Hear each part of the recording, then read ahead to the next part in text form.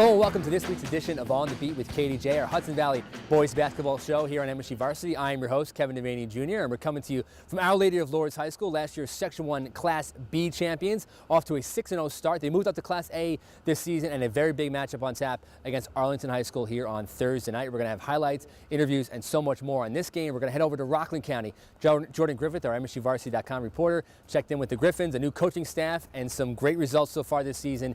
And we're going to do a whole lot more on this week's show, including talking about the weather and how the icy cold weather has been a good reason to get inside the gyms and watch basketball of late. Some cancellations, teams, schedules are figured out, and they're back on the floor. Before we go inside and check out this game, let's take a look back at some of the top games and moments from the past week.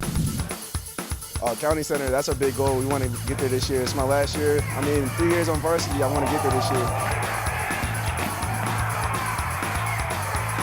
Tigers on the break. Ryan Bass, a great pass. Jelani Bel-Isaac throws it down. As long as we're staying calm, see how they move the ball, don't get any fouls, and I just happen to come up with the block.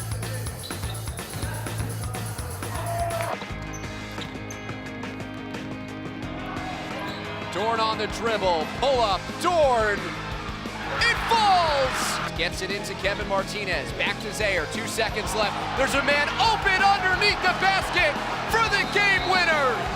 So you relive it as a kid. You get the last second shot, you put it up there and it goes in. It happened in real life right now.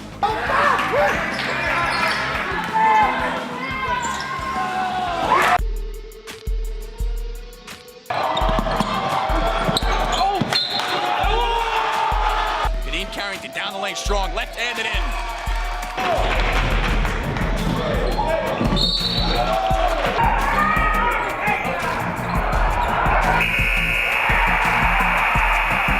It's Ryan Metz, the thievery. Oh, look at this. And then he gets it to go the other way. Putnam Valley puts together a run of their own. Zach Coleman drives and finishes.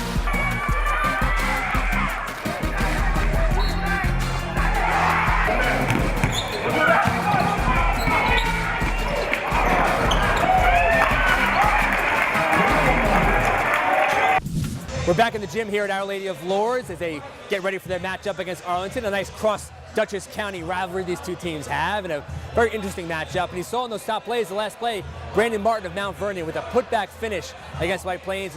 He really finished White Plains off in a very ugly game on Wednesday as the Knights knocked off the previously unbeaten White Plains Tigers. And, Brandon Martin was exceptional down the stretch, but that was really one of the lone bright spots of the entire game. Neither team played particularly well. I don't know what sort of conclusions you can draw from the Mount Vernon White Plains round one. It was maybe a championship preview. I didn't think Mount Vernon's guards could have played a lot better. Mount Vernon could have shot better. White Plains could have really shot better. They played most of the game with Mike DeMello, their best player, on the bench, and with Jordan Tucker in third quarter foul trouble. I think round two will have nothing to do with round one, and we talked about Simino afterwards. He pretty much agreed. Prettiness goes totally out the window. You want to come out with the W. You want to try to build on your performance. You want to keep a few things that you did right in your bank. You really want to get better. I knew they had most of their team back from last year, and they always play us tough, so I thought they'd play us this tough. And we're very glad to come out of here again with a W. Let's take a look now at our MSUVarsity.com Hudson Valley boys basketball rankings. No surprise at the top, Mount Vernon with that one loss, only coming to White Station of Memphis, a national power, number 7 ranked team in the country. Number 2, White Plains. Number 3, Iona Prep.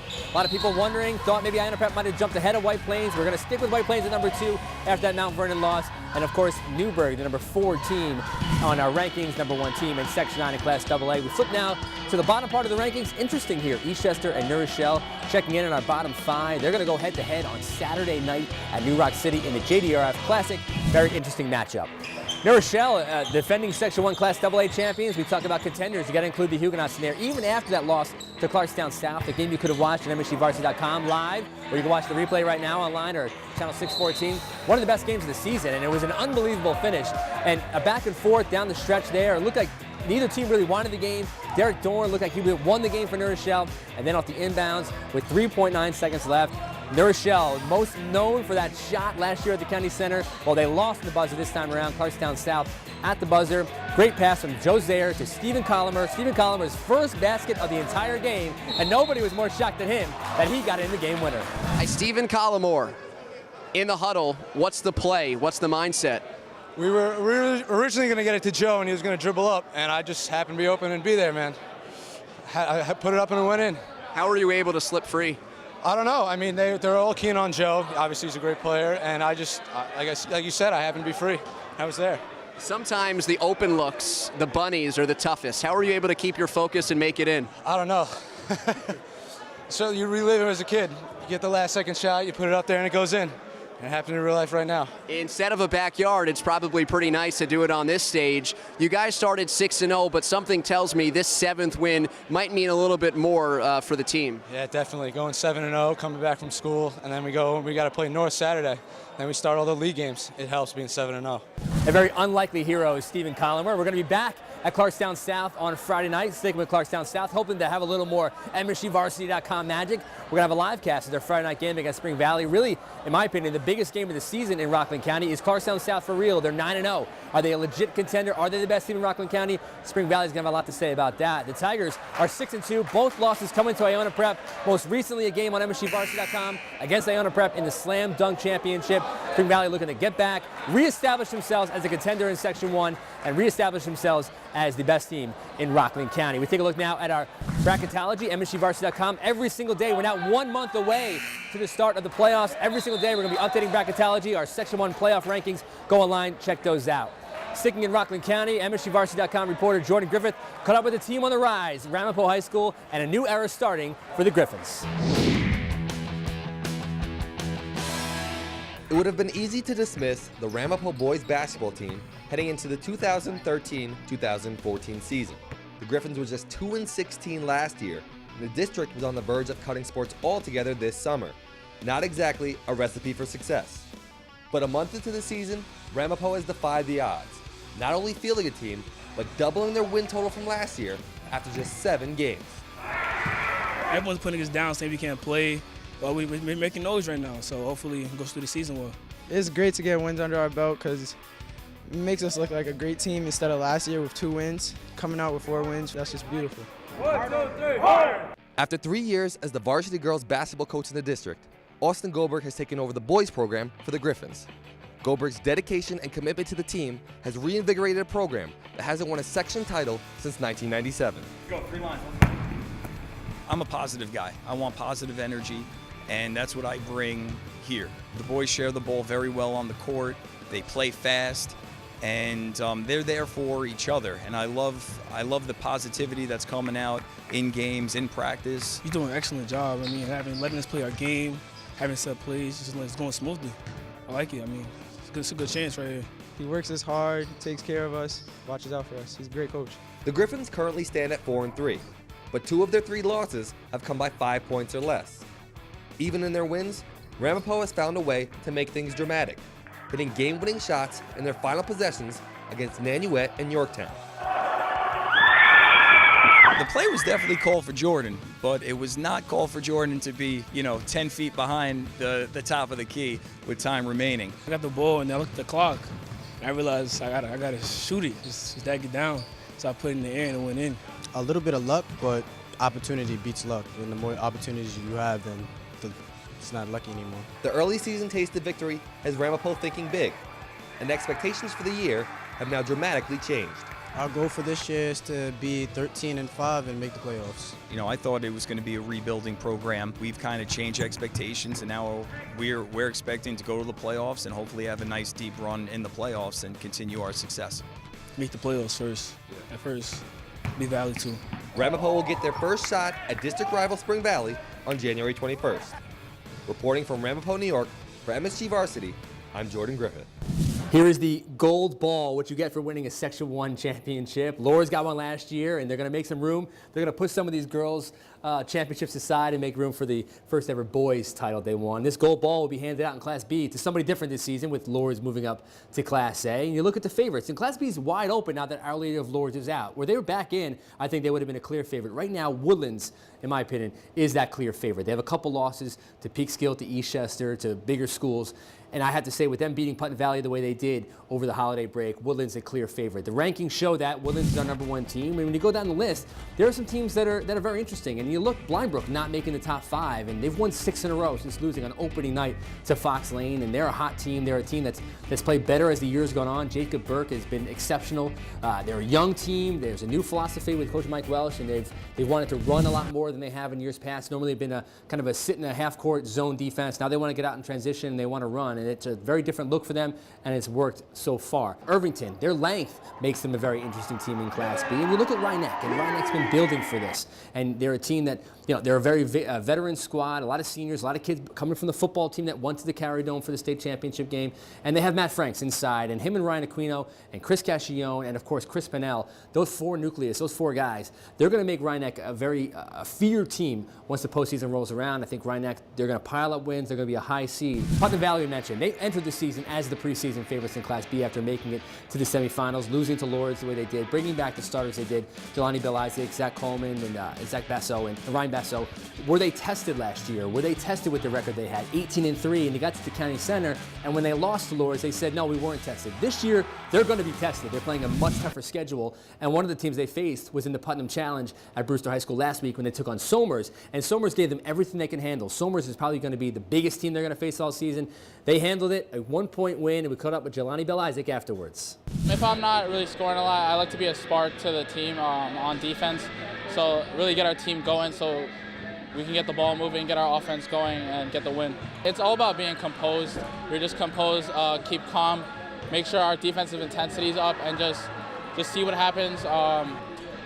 As long as we're staying calm, see how they move the ball, don't get any fouls, and I just happen to come up with the block.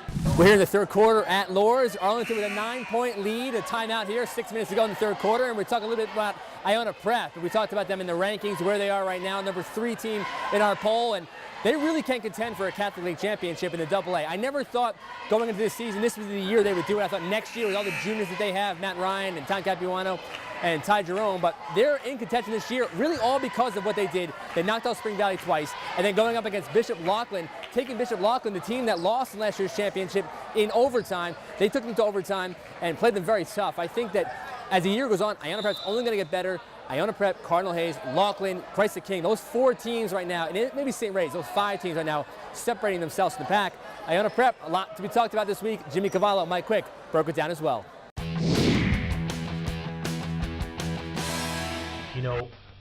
What I like is they pass the basketball great. Capuano, I love the way he plays. Look at everybody goes crazy about Matt Ryan, and they should. There's not a better when he's open, forget it. If you played Matt Ryan in a game of horse, once you get an H, no, you're right. Get out, because it's ORSE like that. He's that good. But when you look at this team, Capuano is the spirit of that team. He's the spirit. Ryan's the star. Right. Isaiah Ice, gotta be right there. And Ice is the guy, the KG veteran, been through the wars. He'll take the big drive, get the old-fashioned N1. And I think anytime, I don't think there's one basketball team in the entire tri-state area that you could say is going places that doesn't have a guy that emerges. That a guy that, maybe coming into the year, and I think, Ty Jerome absolutely is that guy. No you doubt. have to have you have the veteran, the star, the gutsy guy, and the emerger. It's like everybody has a title. Lourdes beat Putnam Valley on its way to a Section 1 championship last season. The Warriors taking on Arlington tonight. Arlington coach Matt Hoyt, a Lourdes graduate who played for and was an assistant under Warriors coach Jim Santoro. Lourdes jumps out early. Kyle Santoro passes to Justin Reinders for the three-pointer. Those two teamed up for 30 points in the game. Lourdes on top 10-3 midway through the first. But then Arlington's defense picked it up. Arlington's David Vertis with the steal. He toes the baseline and beats a defender to the basket. Arlington took its first lead early in the second quarter and did not look back. Right before the half, Vertis again hits a fadeaway jumper. Arlington ahead 26-20 at the break. Vertis had 12 points on the night. Fourth quarter now, and Arlington breaks the pressure defense. Joe DeRosa knocks down the jumper. Arlington ends Lourdes' perfect season. Here at Our Lady of Lourdes, following a 54-48 victory for Arlington, knocking off Lourdes, giving them their first loss of the season. Joined here by Brendan Sunday, 14 points in the game. Does it mean anything to give a team their first loss this far into the year? Yeah, especially Lourdes. They're 6-0, I believe, and especially league play now we're 2-0. This is a big win. You guys started the season 1-3. You've now won 4 out of 5. What has changed in this team? Was it just getting games under your belt with all the inexperience? I think so, and our defensive intensity has been great. They're a great team. We held them to 48 points, and they're great. That's just great defense. At what point this season, maybe even before the season started, when Coach Matt Hoyt said to you guys, let's be a defensive team, because that's clearly what you guys are, and at what point did everyone kind of buy into that theory? I think after the Beacon game, because that team is just loaded. Their offense is just unbelievable, and we held them to, I think, 43 points it was. Just gave us a lot of momentum coming into this game, and now we're 2-0 in the league. And how do you feel? I mean, this is a program that's you know, you've been around, you know, they've won 12 games or more, 7 in the last 8 years. It's a program that's always been there. Do you feel like you guys are not going to have any sort of rebuilding year, that this is a year you can get right back there? Yeah, at the beginning of the season, we didn't feel like we had to rebuild, but we started off 1-3. I think we're going to be right up there with the 12-win teams like we were the past 7 years. Great job tonight by Arlington, and I don't know how Arlington's going to match up long term. They're going to keep getting better, as we said, 4 to 5 wins for them. I don't know how they're going to match up with the top teams in Class AA, but they're going to give teams problem with this defense. You saw Brendan Sunday, his length and the size in this team from top to bottom. The guards defend. They play the passing lane so well. Very, very good defensive team. Not one you want to see in the postseason. Big games this weekend. We talked about Spring Valley, Clarkstown South on Friday night, a game you can watch online. Of course, on Saturday, a couple big ones at the JDRF Classic at New Rock City. Saunders taking on Dobbs Ferry, and the 4 o'clock game at 6 o'clock. Maybe one of the best games of the regular season. Mayapack, undefeated Mayapack, maybe their only roadblock to an undefeated regular season. They take on White Plains, coming off that loss to Mount Vernon. And of course, in the nightcap, you have Eastchester. Maybe the first time they've ever matched up with New Rochelle in a game of this magnitude, taking on the defending Class AA champions, Eastchester, looking to get back to the county center in Class A, making a trademark. Would be one of the biggest wins in the program they've had in at least the years that I've been doing it, 15 years. Big win for them. That's going to do it for our show. We're also on Monday. Be sure to check out MSUVarsity.com. Check out the matchup between Byram Hills, Fox Lane. Going to be online on MSUVarsity.com. A full game broadcast. You can watch it live and on replay on channel 614. So that's going to do it here from Our Lady of Lourdes. I want to thank our producer, Chris Karen, Kevin Devaney Jr. Thanks for watching On the Beat, and we'll see you in a couple weeks.